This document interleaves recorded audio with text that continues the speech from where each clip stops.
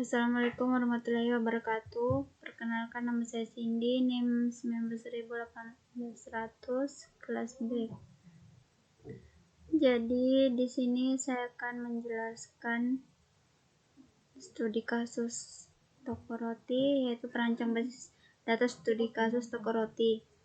Jadi yang pertama itu permasalahan yang saya lihat dari studi kasus toko roti itu, yang pertama kekurangan karyawan, yang kedua kekurangan stok rotinya, terus yang kedua masuk ke poin 2, yaitu target yang ingin dicapai. Secara geografis, target toko roti mencakup seluruh wilayah di Kota Labuan Bajo dengan melalui order via telepon pada umumnya, dan untuk target secara khusus yaitu wilayah di Kota Labuan Bajo dan sekitarnya.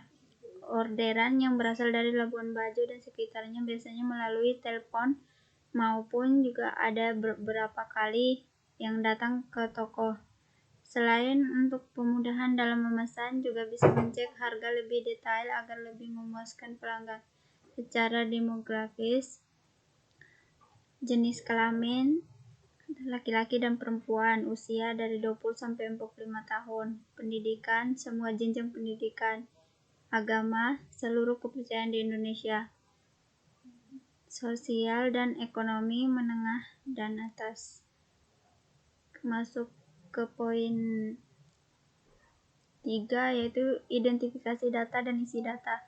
Identifikasi data dari studi kasus toko roti itu ada data toko, yaitu terdiri dari ID toko, nama toko, lokasi toko. Yang kedua ada data roti, kode roti, nama roti, dan harga roti. Terus ada data karyawan. Terdapat atribut yaitu kode karyawan, nama, jenis, kelamin, alamat, nomor telepon. Dan ada data pelanggan yang terdiri dari ID pelanggan, nama pelanggan, nomor HP, dan alamat. Terus ada data pembelian yang terdiri dari ID pembelian, kode roti, tanggal pembelian, jumlah beli, harga, jumlah total. Kita masuk ke poin isi data toko. Jadi di sini entitas toko, terus atributnya ada ID toko, nama toko, alamat.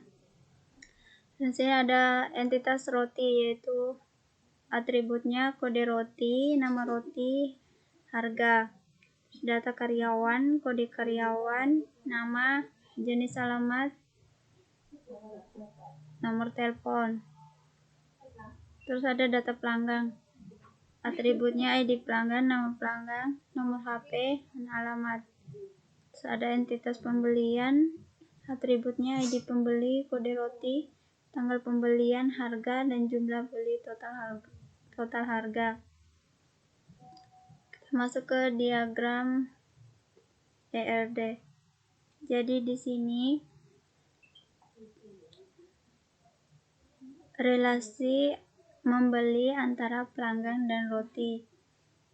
Jadi setiap pelanggan itu pasti membeli roti, atau setiap roti itu pasti punya pelanggan.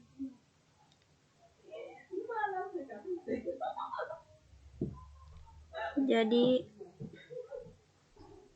di sini ada version key-nya, yaitu kode transaksi dan tanggal transaksi dan total. Sekarang kita masuk ke partisipasi parsial. Partisipasi parsial di mana entitas tersebut tidak bergabung dengan keberadaan hubungan entitas tersebut dan entitas lain. Dan partisipasi total di mana keberadaan entitas tersebut bergantung pada hubungannya dengan entitas lain.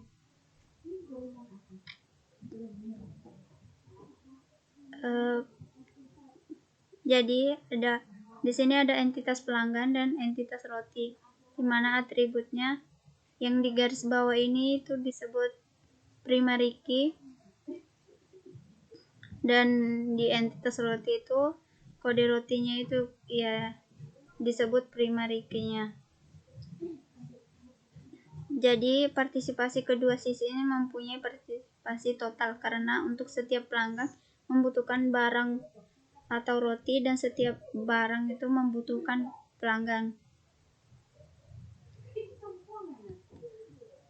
Terus kita masuk ke kardinalitas. Kardinalitas merupakan relasi merujuk kepada hubungan maksimum yang terjadi dari himpunan entitas yang satu ke himpunan entitas yang lain dan begitu juga sebaliknya. One to one. Setiap entitas pada himpunan entitas satu dapat berelasi dengan paling banyak satu entitas pada himpunan entitas dua, demikian juga sebaliknya. One to many. Setiap entitas pada himpunan entitas A dapat berelasi dengan banyak entitas pada himpunan entitas B, tetapi tidak sebaliknya. Many to one. Setiap entitas pada himpunan entitas A hanya dapat berelasi dengan satu entitas pada himpunan entitas B, tetapi tidak sebaliknya. Terus yang terakhir itu many to many. Setiap entitas pada himpunan entitas itu dapat berelasi dengan banyak entitas pada himpunan entitas 2, demikian juga sebaliknya.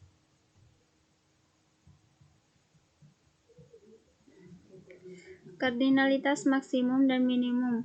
Kardinalitas minimum adalah jumlah tersedikit suatu instans dari suatu tipe entitas yang dapat dikaitkan dengan setiap instans pada tipe entitas lain. Setiap baris dalam tabel itu dapat dihubungkan ke hanya satu baris dalam tabel lainnya.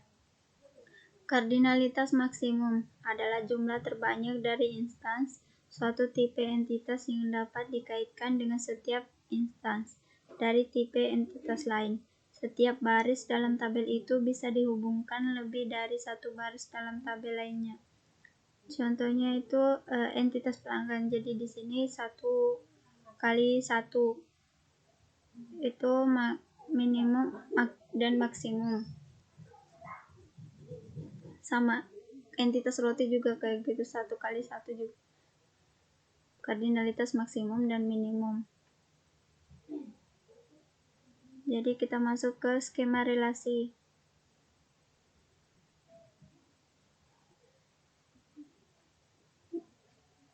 Jadi entitas roti berelasi dengan entitas pelanggan. Entitas roti itu primary key-nya kode roti, terus berelasi dengan frozen key itu ada pada entitas pelanggan, yaitu alamatnya ini disebut frozen key. Jadi mungkin itu saja yang dapat saya jelaskan, kurang dan lebihnya saya mohon maaf. Wassalamualaikum warahmatullahi wabarakatuh.